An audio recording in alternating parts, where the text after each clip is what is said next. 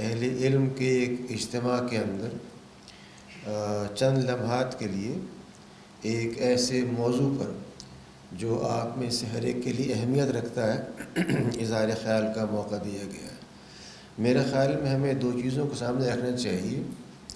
ایک چیز ہے اربن ڈیولپمنٹ، دوسرا ہے رورل ڈیولپمنٹ۔ ہم جب بات کرتے ہیں اربن کی تو ہم بالکل بھول جاتے ہیں کہ رورل سوسائٹی بھی پائی جاتی ہے۔ جتنی بھی اسٹڈیز یونیورسٹیز میں کی جاتی ہیں، قراردادیں پاس کی جاتی ہیں، وہ یہ تو بات کرتی ہیں کہ سٹی پلاننگ کیسے ہو، وہاں پر کونسل ہوگی نہیں ہوگی، ہسپتال ہوگا نہیں ہوگا، لیکن جو ملک کا ایک بڑا حصہ رورل ہے اس کے بارے میں ہم کتنی غور کرتے ہیں، اور جس تیزی کے ساتھ رورل رقبے کو اربن ایریا ہضم کر رہا ہے، انکروچمنٹ کر رہا ہے، کھا رہا ہے، اس پر ہم غور نہیں کرتے۔ نہ یہ سوچتے ہیں کہ جو ذرائع اور وسائل مناسب انداز میں رورل ڈیولپمنٹ سے قوم کو مل سکتے ہیں اور ملنے چاہیے، وہ کس طرح برقرار رہیں گے۔ اس لیے موضوع پر دونوں پہلو سے غور کرنے کی ضرورت ہے۔ دوسری گزارش یہ کہ ہم جب بھی شہروں کی بات کرتے ہیں تو ہمارے سامنے بالعموم یا تو مشرقی یا مغربی شہروں کا تصور ذہن میں آتا ہے۔ اگر کسی مغربی ملک کے اندر اسپیگٹی ہائی وے پائی جاتی ہے تو ہم کہتے ہیں ہمارے ہاں بھی جب تک ایک نیٹ ورک نہ بن جائے ہائی ویز کا، ہم ترقی یافتہ نہیں ہیں۔ اگر کسی مغربی ملک کے اندر لوہے اور شیشے کی عمارتیں بنتی ہیں تو ہم بھی چاہتے ہیں کانچ کے محل بنائیں اور بڑے خوش ہوں اس کے اوپر۔ کانچ کا لفظ شاید آپ پہلی مرتبہ سن رہے ہوں جو نئی نسل ہے، کیونکہ جو آپ کی اردو ہے مجھے اس کا پورا اندازہ ہے۔ تو یہ جو ہمارے بڑے بڑے پلازے بن رہے ہیں یہ کانچ کے محل ہیں، اور اگر ان پر سے صرف ایک مرتبہ ایک F-16 کم بلندی سے گزر جائے تو یہ سب ردہ ردہ ہو جائیں گے۔ گویا ہمارا جو پورا تصور ہے شہروں کا، علاقوں کا، وہ ایک مستعار تصور۔ اس بات کی ضرورت ہے کہ ہم اس قید کے لیے ایک نو آبادیاتی نظام پر فخر کرنا اور اس کی غلامی کو بطور اعزاز کے پیش کرنا، جسے ہم کہتے ہیں کولونائزیشن۔ جب تک کہ آپ اپنے آپ کو ڈی کولونائز نہیں کریں گے اس وقت آپ ترقی نہیں کر سکتے۔ مجھے بتائیے آج جو بڑے زور بیان کے ساتھ اور اعتماد کے ساتھ آپ میں سے ہر ایک اور آپ کے اساتذہ اور آپ کے منصوبہ بندی کرنے والے حضرات وہ جس چیز کی تصویر پڑھتے ہیں اس کا نام ہے SDGs۔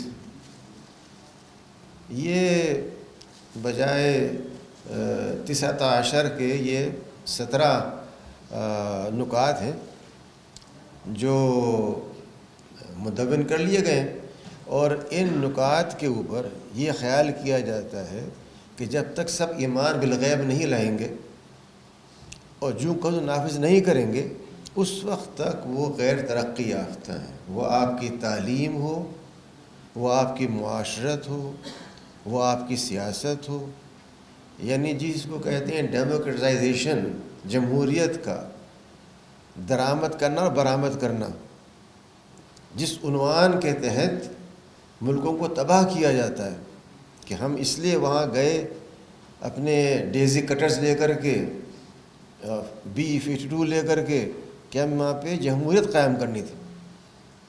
یعنی یہ جو کیا ہمارے بھی کوئی اپنے قومی SDGs ہیں؟ کیا ہم نے کبھی غور کیا ہماری اپنی ضرورت کیا ہے، ترجیحات کیا ہیں؟ اور جو 17 نکات بیان کیے جاتے ہیں اور اس پر لوگوں کو مجبور کیا جاتا ہے، کیا اس کے علاوہ کوئی اور چیز بھی ہو سکتی ہے؟ اور جو 17 نکات پیش کیے جاتے ہیں ان میں سے ہر ایک کی جو وضاحت پیش کی گئی ہے، کیا وہ وضاحت آپ کے قومی اہداف اور آپ کے ملک کے نظریے سے مطابقت رکھتی ہے، مخالف ہے؟ اس پہلو پر غور کیے بغیر، جیسا میں نے گزارش کی، ہمارا رویہ یہ ہے کہ ہم جو کچھ بھی ہمارے سابقہ آقا بلکہ حالیہ آقا بھی فرما دیتے ہیں، ہم سمجھتے ہیں کہ اس پہ ایمان لانا لازمی ہے، ورنہ ہم مشرک ہو جائیں گے۔ اگلی گزارش یہ کہ جو ہم بات کر رہے ہیں اربنائزیشن کی، اس میں نقطہ آغاز کیا ہونا چاہیے؟ میرے رفقاء کار نے آپ کے سامنے ابھی ذکر کیا کہ اسلام ایک مکمل نظام حیات ہے، اور وہ چاہتا ہے کہ زندگی کی تدوین و ترتیب اس طرح سے کی جائے کہ اس میں اللہ کی بندگی کا اظہار پایا جائے، اور پاکستان کے وجود بھی اسی بندگی کا محتاج ہے کہ اللہ کے علاوہ کسی کو رب نہ مانا جائے۔ اس تصور کو آپ کس طرح سے ٹرانسلیٹ کریں گے، میٹیریلائز کریں گے، جب آپ ایک شہر کی تعمیر کر رہے ہوں؟ یہاں جو نقطہ بنیادی ہے وہ یہ کہ اسلامی شہر کی بنیاد جس پہ رکھی گئی ہے وہ مسجد کی مرکزیت ہے۔ وہ مسجد کا ایک ضمنی وجود نہیں ہے کہ آپ نے کسی مقام پر مسجد بنا دی اور ضرورت پوری ہو گئی، بلکہ وہ اس لیے اس کا ایک مرکزی مقام ہے کہ اس کے ارد گرد کاروبار، معاشرت، سیاست، معیشت، اس سب کو ہونا چاہیے۔ جب تک کہ مسجد مرکز نہیں ہوگی ان تمام چیزوں کا، اس وقت تک کاروبار حیات آگے نہیں بڑھ سکتا۔ چنانچہ آپ اگر مطالعہ کریں تو آپ کو معلوم ہوگا جو نئے شہر آباد کیے گئے، مثلاً قاہرہ خاص طور پر، تو قاہرہ کی تعمیر کے اندر یہ پہلو سامنے رکھا گیا کہ اس کے مرکز میں مسجد ہو اور اس کے ارد گرد ایک دائرہ، اس دائرے کے اندر وہ ضروریات ان کا تعلق اس شہر کے لوگوں سے ہے۔ اس کے بعد وہ لوگ ہوں جو وہاں کے شہری ہیں، پھر وہ لوگ ہوں جو اس کے محافظ ہیں۔ گویا کہ مختلف دائرے شہر کے گرد تصور کیے گئے اور اس طرح اس کی تعمیر کو قائم کیا گیا۔ شہروں کے ساتھ تصور فصیل کا بھی رہا ہے کہ اس کے تحفظ کے لیے باؤنڈریز ہوں، فورٹیفائیڈ ہوں، اور اس کے داخلے کے راستے بھی متعین ہوں۔ ابھی تک آپ جب لاہور جاتے ہیں یا وہاں رہتے ہیں تو آپ کو بہت دروازوں کا نام ملتے ہیں۔ یہ نام کیوں ہے دروازوں کے؟ فلاں دروازہ، فلاں دروازہ، یہ موچی گیٹ ہے، یہ بھاٹی گیٹ ہے، یہ فلاں دروازہ ہے۔ ان سب کی بنیاد یہی تھی کہ جس رخ سے لوگ آ رہے ہیں اس رخ کے حوالے سے ایک دروازہ متعین کر دیا گیا، اور یہ ایک گویا کہ شہر کا اسٹریٹیفیکیشن تھا کہ شہر کے اندر کس طرح سے مدارج ہوں۔ جس شہر کو آپ ٹھٹا کہتے ہیں، یہ تہ بتہ شہر تھا، اور تہ بتہ کا مطلب یہ تھا کہ یہاں پر تہ بتہ علماء کرام کے بڑے بڑے مدارس پائے جاتے تھے۔ اس بنا اس کا نام ٹھٹا رکھا گیا، جو ٹھٹا بن گیا تہ بتہ سے۔ تو جو اربن پلاننگ یا سٹی پلاننگ تاریخ سے ہمیں ملتی ہے، اس میں معلوم ہوتا ہے کہ تصورات کو، عقائد کو بنیادی اہمیت دی گئی۔ محض فیسلٹیز، محض لوگوں کا سہولیات کا فراہم کیا ہے اس کی بنیاد نہیں، لیکن سہولیات بھی وہ فراہم کی گئیں جو آج تک لوگوں کے لیے موجب حیرت ہیں۔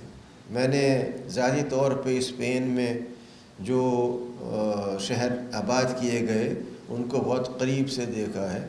وہاں پر آب رسانی کا نظام، وہاں پر پانی اور سبزے کے ذریعے خوبصورتی کا نظام شہروں کے اندر، فوارے بنائے جانے، باغیچے ہونے، پھر ان کے اندر جو سینیٹری کے اصول ہیں، یعنی وہاں پہ کوئی جگہ ایسی نہیں پائی جاتی تھی جہاں پہ کوڑا کرکٹ پایا جاتا ہو، اور سب چیزیں انڈر گراؤنڈ سینیٹیشن کے ذریعے فارغ کر دی جاتی تھیں۔ جو پانی کا نظام ہے وہ ایک ہی سطح کے اوپر ایک ہی لائن آ رہی ہے، جس سے کہ مختلف بلندی کے فوارے چل رہے ہیں، جس کو آپ ظاہر کوئی تعبیر نہیں کر سکتے کہ یہ جو پانی بلند ہو رہا ہے یا کم بلند ہو رہا ہے یا کیسے ہو رہا ہے، جبکہ کوئی اس کا الگ سے نہیں پایا تھا میکینزم۔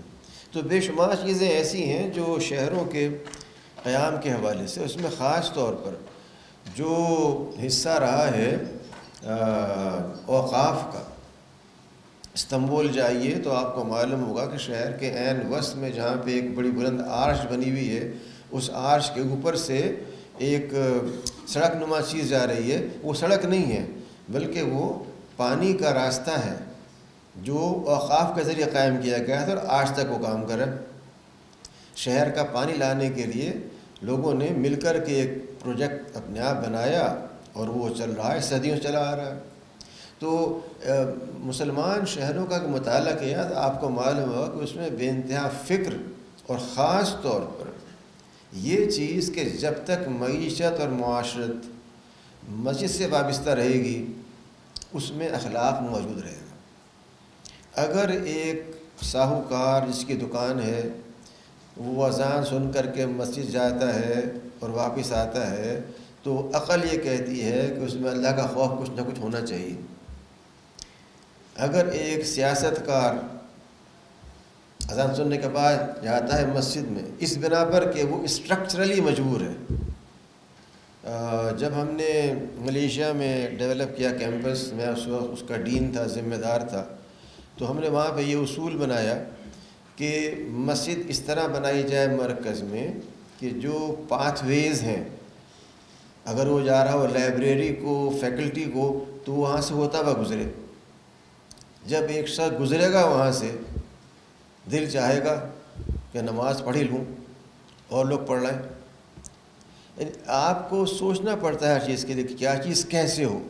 جب تک کہ آپ یہ غور نہیں کریں گے، ہمارا معاملہ یہ ہے کہ ہم غور کرنے کے قائل ہیں ہی نہیں سرے سے، کسی معاملے میں غور نہ کیا جائے۔ چنانچہ ان پلانڈ اربن ڈیولپمنٹ، جس کا ذکر عتیق مظفر صاحب نے کیا، وہ شکل ہمارے ہاں پائی جاتی ہے۔ جب تک آپ اس کی تبدیل نہیں کریں گے، اصلاح نہیں ہو سکتی۔ اور یہ کام وہ لوگ نہیں کریں گے جو نئی نسل کے ہیں، یہ کام وہی کریں گے جو یہاں لوگ بیٹھے ہوئے ہیں، ہماری بیٹیاں اور بیٹے۔ جب تک آپ کو یہ احساس نہیں ہوگا کہ آپ کی روایت کیا ہے، آپ کا ورثہ کیا ہے، اس کے اندر کتنی سے کہنا پڑتا ہے جو بچے اور بچیاں یہاں بیٹھے ہوئے ہیں، ان میں سے کتنے بچے اور بچیاں ایسے ہیں جو اپنے ٹیکسٹ میسیجز رومنائز اردو میں کرتے ہیں، اور کتنے ایسے ہیں جو اردو رسم الخط میں کرتے ہیں۔ جب آپ کا ٹیکسٹ بھیجنے کا طریقہ بھی رومنائز ہوگا تو کیا آپ اس اثاثے کو جو اردو کے حسین نستعلیق خط کے اندر لکھا ہوا ہے کبھی پڑھ سکیں گے، سمجھ سکیں گے؟ جو کچھ آپ کا ادبی سرمایہ ہو، تاریخی سرمایہ ہو، سیرت کے بارے میں ہو، دینی سرمایہ ہو، وہ سب اس زبان میں پایا جاتا ہے۔ اور اگر آپ اس سے اتنے بیگانہ ہو جائیں کہ اس کا خط بھی آپ نہ سمجھ سکیں، نہ لکھ سکیں، تو آئندہ کیا انجام کار ہوگا؟ You will be in an abyss, in a vacuum, in a dark hole, having no concept about who you are and what's your destiny. تو جب تک آپ کو خود شعور نہیں ہوگا آپ کے اپنے اثاثے کا کہ آپ نے کیا چیز کھوئی ہے اور کس طرح اسے دوبارہ حاصل کرنا ہے، اس وقت تک آپ آگے نہیں بڑھ سکتے۔ ہمارے پاس بے شمار ایسے مثالیں اور مواد موجود ہے جس پہ اگر آپ لوگوں نے معمولی سا غور بھی کیا تو جو موضوع یہاں زیر بحث لایا گیا ہے اس میں دونوں پہلو کہ دیہات کے اندر کیا چیز ضروری ہے اور شہر میں کیا ضروری ہے۔ اگر دیہات کو آپ نے چھوڑ دیا تو وہی ہوگا، نقل آبادی ہوگی، وہی ہوگا کہ وہاں کی زمینیں بن جائیں گی بڑے بڑے ہاؤسنگ پلانز کا حصہ، اور آخر کار غذا کے ذرائع، تازہ ہوا کے ذرائع، موسمی مسائل، یہ سب کا سب ہونے ہیں اور ہو رہے ہیں۔ اس لیے آپ کو ان دونوں پہلوؤں میں، میں آغاز میں گزارش کی، توجہ دینی ہوگی، اور آپ کا زاویہ نگاہ وہ ہونا چاہیے جو آپ کے مقصد حیات اور آپ کی تاریخ سے تعلق رکھتا ہو۔ بے انتہا شکریہ۔